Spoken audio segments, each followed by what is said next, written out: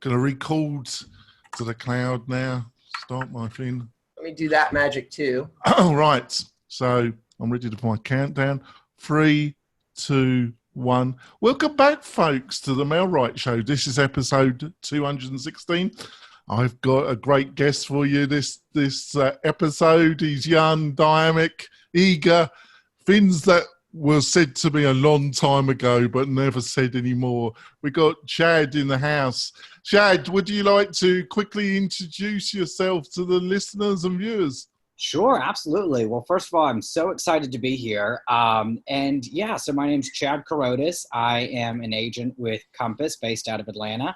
I work on with Jerry Metcalf, who's a big top producer here in Atlanta's luxury market. But yeah, I mean, it's been quite the journey for sure. Yes, and Chad wrote an article on Inman that caught my eye, and I was looking to get a dynamic, good-looking young agent on the show, and he wrote how to attract Generation Z and how to avoid free, outdated marketing mistakes in doing that. So I thought that was a good topic to have an initial discussion. I've also got my great co-host, Robert. Robert, would you like to introduce yourself to the new listeners and viewers? I'd love to. So my name is Robert Newman. I'm the founder of Inbound REM. I'm a 12-year veteran of the real estate marketing industry. I've worked with, consulted with most of the major and even minor players in the real estate marketing space. I've also just written my own blog. And I do real deep dives into real estate technology, especially real estate marketing technology. And Jonathan and I have been putting up with each other for, over a year now, trying to help you guys, the listeners, learn how to market your business. I like co-hosting with you, Robert. Actually, you put me straight. There we go. So, Chad, you wrote this piece about, how to attract Generation Z and some mistakes you've seen. Would you like to start off on how do you attract this Generation Z and how can you really put them off as well? Sure. So I guess just to start with a little perspective, what kind of gives me, I guess, the leg up, if you will, in the whole Gen Z stuff is, I think, first and foremost, my age, because I am a part of Generation Z. Now, granted, definitely on the older part. So I did consult some of my younger brothers on some of the things, and, they definitely made me feel older than I think I was. But all that to say, I think Generation Z is just so interesting and so dynamic because I think really just misunderstood. In the sense that people like to group us with millennials. They like to think that we have the same spending habits, the same behaviors, the same, everything that marketers would look for to try to target. They just think it, because it's kind of in the same age, that the same things are going to work. And it's ironic because I think Generation Z is so focused on authenticity and really developing an organic relationship. So just seeing, especially in real estate, even some of my colleagues, just this forced marketing that they're pushing out, and it's not going to work and just won't resonate with, I think, the next generation of clientele. I don't even know if that answered your question at all. It does, but let's get into specifics. What age group are we looking at with Generation Z then? So born 1997 and on, so 22 and under. Oh, right, because I'm Generation X. Don't date yourself, John. That's it's so obvious. I don't need to. I'm gonna put it over to Robert. Awesome, because I have quite a few questions that are so near and dear to my heart. So, and I don't think that some of the things that you talked about in your article actually play just to Generation Z, but for the moment, let's assume that they do. You mentioned something in your article. Don't produce overly polished marketing copy. Now, this is something that I've talked to and consistently talked to the clients of Inbound REM with all the time. And I'm curious to know, without me feeding you anything, what do you view as non-polished content? Like how do you define that? So the non-polished content, and I will say this is something that I personally need to get better at doing, and it was kind of funny writing that article. I was like, damn, I'm a little hypocritical in this because everything I push out, I like it to be super clean, super refined, because I think it speaks well to the brand. But then as I'm writing this article and I'm thinking what I react to, how my peers and friends and, siblings and those type people, what really just raw and authentic. And I know that's a word that I kept using, is authenticity. But I think with like sales copy, for example, these certain sales buzzwords, don't use them. I mean, I love the fact, right when we started out, you say, Chad, sometimes I curse a lot, which I think is great because that's authentic. That's authentically you.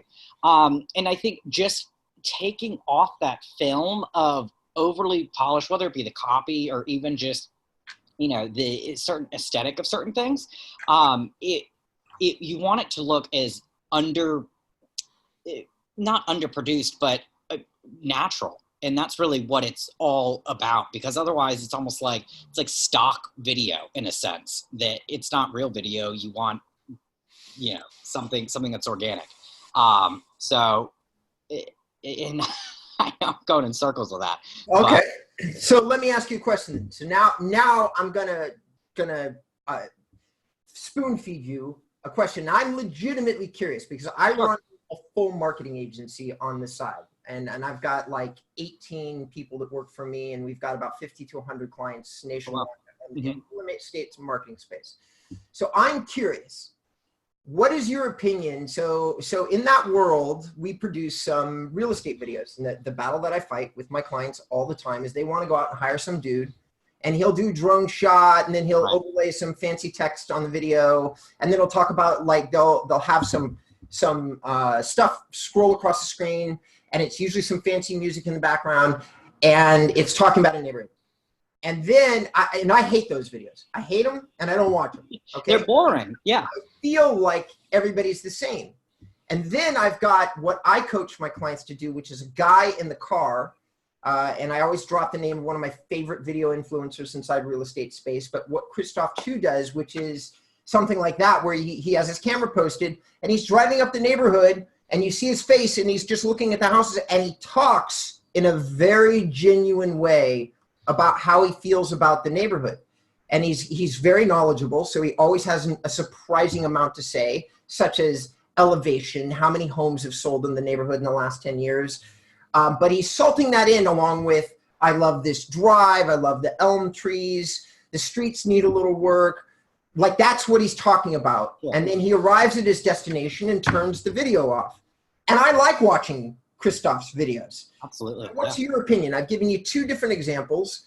If you're talking to Generation Z, which do you think is going to play better? The latter, absolutely. And the reason why is because, you're talking to the camera like it's your friend, like you would talk to someone that's sitting right next to you. You can incorporate your personality into it that way. It's just more genuine. And also, there's ways to do it, like you were saying, where you can integrate your knowledge on a certain topic or a certain area or a certain street.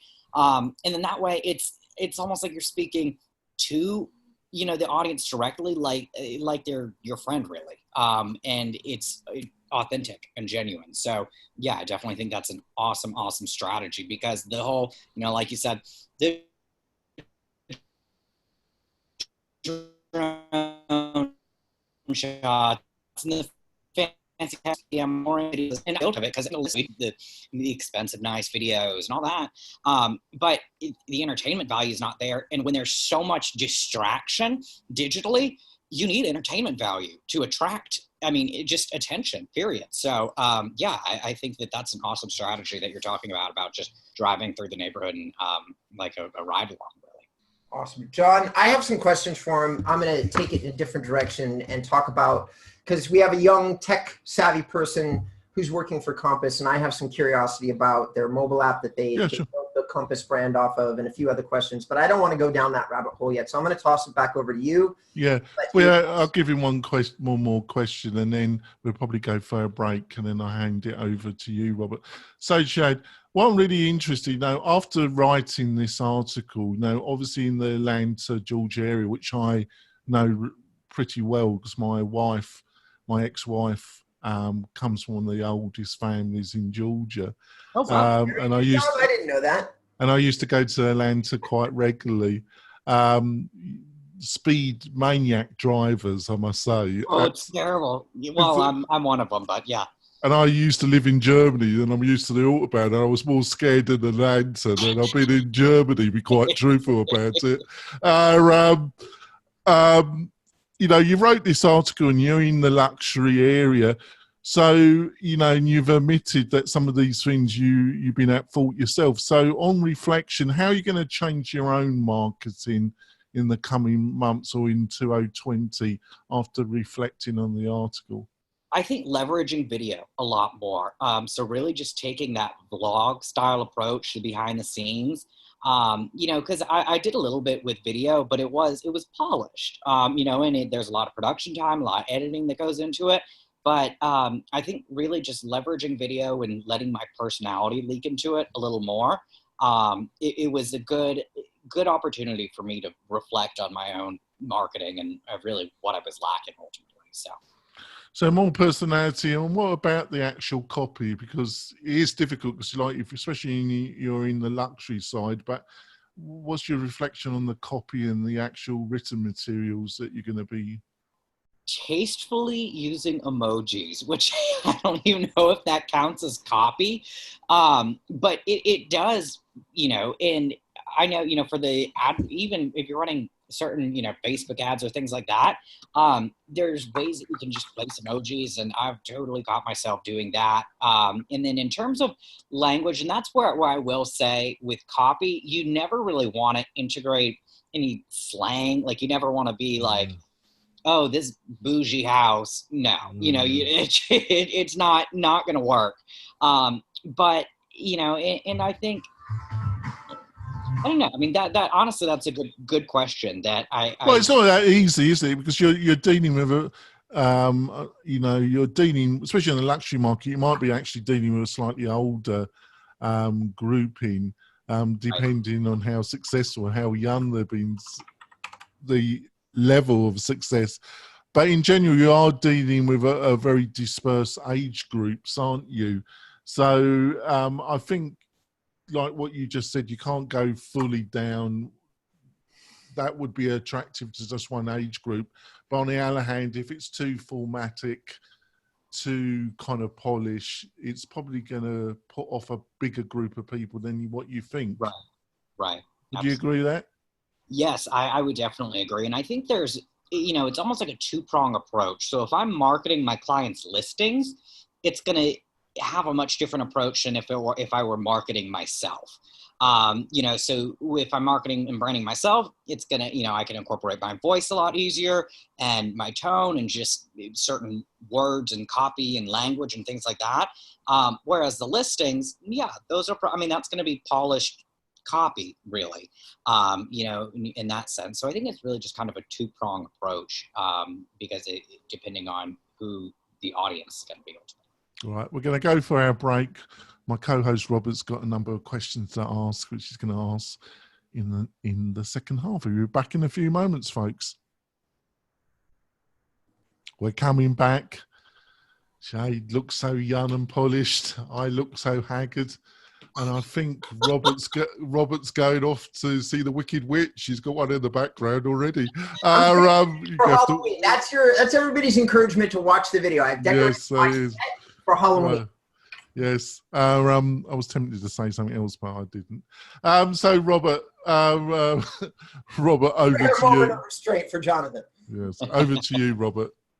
All right. So one of the hot topics on the show here, amongst the people, because we get agents, we get brokers, we get other real estate marketing professionals, but one of the hot topics has been Compass. And my fascination with Compass is that Refkin developed a mobile app, and from this mobile app, he basically turned it into this billion-dollar Wall Street baby that's got this huge, great story, and all these brokers are transferring over into the Compass system, and they're getting a piece of the pie in the form of shares and all this different stuff. But it's really not addressing. I keep hearing how amazing the technology is, and I look and see a fairly polished website, a reasonably good mobile app, and I'm not seeing the difference technology-wise from Compass to other providers. So I'm curious. You're young. You're technology savvy. What were the selling points to go with a Compass brokerage, and are any of them technology related? And if so, what would those be? So I definitely think that was my core reason. So where I was at, so previously before I got into real estate, I actually started a software company, sold it, did, the whole 9 yards there, and then got into real estate. And I started at, just a local boutique brokerage that was in the ultra luxury segment of it. And it was a great opportunity, and it's an awesome, incredible brokerage where I was before. But my biggest thing was the lack of technology, being implemented, because here I had, this perspective coming from a 100% technology background. It's like, wait, let's do streamline this and automate this and do that and blah, blah, blah. And none of it was being used. So I found myself almost trying to create my own systems and, calling up my developer friends and just trying to jerry rig these things together. And then as Compass kind of entered the scene in Atlanta, and it really started to get all the brokers shaking in their boots. And it was a new shiny object on the block. And I'd kind of, looked into it, super intrigued with what they were doing, the story. But like you had said, where does the technology come into play? Because everyone talks about technology, but it's kind of like, how does it happen? And I will say, so when I got to Compass, the biggest first immediate change is the agent experience when it comes to the technology. So everything with the marketing, just using things like Slack and things like that, with the support, with the marketing, and then just all the back end stuff. So the agent experience, and honestly, there's still so much technology that I feel like I don't even use enough that's there. And that's the cool thing that I do love about Compass, is that I'm always discovering something else that they do that I'm like, oh, cool. I had no idea you could do this, and it does maintain that kind of startup culture and startup vibe as well.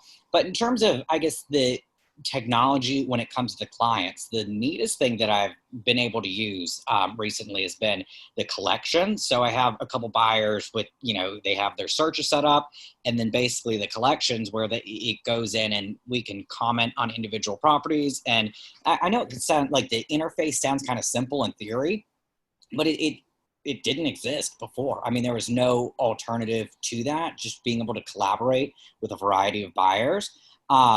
So all that to say, there definitely is an array of tools and technology. And I think there's still a long way to go, for sure. Don't get me wrong there, but it's good to know that they have that forward-looking vision, and there's already, progress that's definitely been made, and a very clear difference from, where I was at before. I got you. So let me just re-encapsulate this and make sure I understood. Okay. I know that was long-winded. You're more with a traditional long-standing brokerage, and I deal with these guys all the time. They're probably 10, 20 years behind if they're anything like most of my clients. And then you have this new company. And so Slack, for those people that don't know, it's an instant messaging tool. It's a collaboration tool that allows you to talk to. It would allow you to do like a virtual office thing, very similar, again, to the audience, to what EXP does, except maybe in a more condensed way. Now, you have a physical office. Jeff and his team transferred over, and they're still maintaining a brick and mortar, right? Yes. Okay. So you walk into an office. So that's not the same as EXP guys, but the tools, the virtual tools is, and I'm assuming that the tool that you were talking about is a mobile search tool where people can get together and talk about looking at a property. Very similar. There's like IDX tools out there that do the same thing, like Showcase IDX, where you have like a buyer search party that can collaborate inside the search tool. Is that what you're talking about? Yeah. So there's that element of it, and it's really so that whole back end, and they're still building it out because the ultimate goal is to have the whole transaction on one platform. Gotcha. But so we integrate the CRM and then the email marketing into that same search tool. So I mean, and I will say it's a neat, and I can see, when they log on, what they look at, what they save, and we can make comments on the individual properties. And it's a clean interface. So just the whole UI and UX and everything. And we have product experts, that build it out. So, I mean, it's a cool platform. I got you. Okay. All right. So I'm hoping that we have a lot of younger members in the audience that are understanding the lingo. Just in case we don't, UI is user interface, UX is user experience. So all that Chad is indicating is that it's friendly to look at, easy to use, and which is awesome because all the best tools today are the real estate marketing tools that are built by the younger generation, such as Bold Leads, which was built by a 25-year-old, which most people don't know. I didn't know that either. That's interesting. I didn't know that because I was looking into Bold Leads because I was thinking about using it, but that's interesting. Yeah. So those tools have the younger mentality of we're going to make it very streamlined, very easy to use because your generation, my generation too, there are some great tools out there, Chad, but they take sometimes some of them, depending on what tool you're talking about, like they can take 10, 20, 30, 40, 50, 60 hours to learn and set up. And there's almost no generation except old IT guys that are like, okay, yeah, I'll spend 50 hours. Like I let my cousin look at it and 10 minutes into it, like one of these tools, he's like, who fucking uses this? like he's like, I'm not going to spend like you're my relative. I'll spend another 20 minutes if you want me to, but this is ridiculous. Like he was trying to figure out how to use one of them and he's very bright. Right. And it was like, yeah, okay. So that answered all the questions I needed to know. All right. So having said that, how are we doing on time? We're doing pretty good. So I guess the last question I have is website technology in terms of Compass. I see that Jeff has a very nice website. He's matched it to the Compass colors. In terms of moving from an older brokerage into Compass, can you I don't know if this is going to be a trick question. I don't mean it to be, but are you doing is that business now being driven like the lead generation part by digital marketing, or is that still not part of the package for you as an agent working for a Compass partner? So let me make sure can you rephrase that? Sure. So as a guy that's working for Compass, right, are you responsible for handling your own leads? Oh, I see what you're saying. Okay. Or do they hand them off to you from some kind of digital generation? Right. So, I mean, it's still, in that sense, I guess, traditional where we do generate our own leads, and most of it, especially just the way Atlanta is, and I'm sure it's different, in every market. But just the way Atlanta is, I mean, it's just such a highly referral-based business. However, I will say I have gotten, just from my Compass landing page, on the Compass website, I've gotten inbound buyer leads. And honestly, I have no idea how they even got there, but I just get a little email that says, so-and-so, Tim Jones wants to work with you. Here's his phone number and his email. And then called Tim Jones and he's like, oh yeah, I'm, and this is actually a true story. He was in Boston, he knows how Compass is dominating Boston. He's moving to Atlanta. And he's like, I just need someone, that's in Atlanta who knows it. And, I know Compass is the way to go. So I have no idea how he found me, but it was just, it came right through my Compass, webpage. So I think, they're focusing a lot, and that's why they're pushing the collections and the search tools, really in the coming soons, I think to ultimately bolster their SEO and their backlinks and all those type things. So it ultimately will benefit, I guess, individual agents in that sense. I got you. John?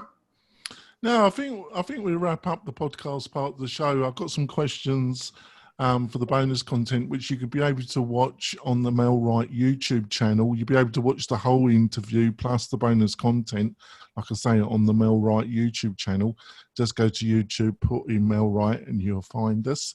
And subscribe, and we've got a host of videos on there, and I normally post the interviews there the quickest. And also, you'll be able to go to the Mailright website and the YouTube channel, the iTunes, to download this podcast, and we're getting more viewers every month, which we're very appreciative of. Chad, how can people find you and find out more about what you're up to in Atlanta? Sure. So if you just Google Chad Carrodus, I'm the only one, and all of my socials and landing pages and contact information will come right up. So Carrodus. That is handy that you are the only one, isn't it? That is handy. Robert, how can people find out more about you and what you're up to? Well, they can't Google my name because there's a soap opera star with the same name, and he. Gary Newman. I was there at his first concert in Basildon. It really upsets me. I'm an SEO guy, and I can't rank for my own name because of this guy who's on the guiding light and has been for like 20 years, and he's this beautiful, like, Greek god kind of guy, and I'm like, God damn it, I'm never gonna rank. Anyway, you can find me by going on to inboundrem.com, and again, that's the word inbound and then rabbitedwardmichael.com. And if you want to learn something about real estate marketing or just check me out and see what I'm about, you can go there. And if you want to find out more about Mailright, a Bolds Leads competitor, we're on version 2 of Mailright. We're progressing. We're getting some great results for some of our initial agents. Go over, and if you want to see more about our system, you can get a personal demo, a walkthrough from me by booking on the Mailright website, and you can put up with me for half an hour. Not too bad. Maybe it is, maybe it isn't. I don't know. We're going to close the show. We're going to close the show now, and we will be back next week with another fantastic guest. We'll see you soon, folks. Bye. Right, Chad. So I don't know how long you've been in the real estate business, but what would your advice be on reflecting back with somebody that's thinking to enter the business in the next few months? What are some of the things if you were talking to a friend that was thinking of joining the industry, what advice would you give them to avoid maybe some of the minor mistakes that you made? I think starting off on a team would probably help. And then also, I mean, just whatever you do it big. I mean, people they're gonna say, being a younger agent or a newer agent, there's a certain stigma almost that comes with it. And, you might not be taken as seriously as you want to, but honestly, if you just go in with a bang and just do something really big and, make a name for yourself that way, I think it's a quick and surefire way to stand out. And what's your views on social media in general? It's the best tool that you could ever have, and add everyone on Facebook. That's my other advice. Every client, anyone that I meet, I add them on Facebook because it's like a built-in instant CRM it doesn't bog them down with too much information, and it's not annoying. That's great. So, so you said that you're going to be using video a lot more in 2020. It's something that me and Robert's been hammering away over the past year, is the importance of video. So, what have you kind of actually formulated a schedule or a plan of action about what you're actually going to be doing next year around video? Yeah, I mean, I'm still kind of working on that. I would love to take kind of a behind the scenes, like a vlog type approach. But then in the back of my mind too, I'm thinking, all right, well, I want it to be natural and organic and authentic, and I don't want it to be overly polished. So I'm really just trying to train myself on, all right, how can I add value and maintain authenticity? And, so really just trying to figure out a plan of how to really execute that. Because we think it's really important, to have regular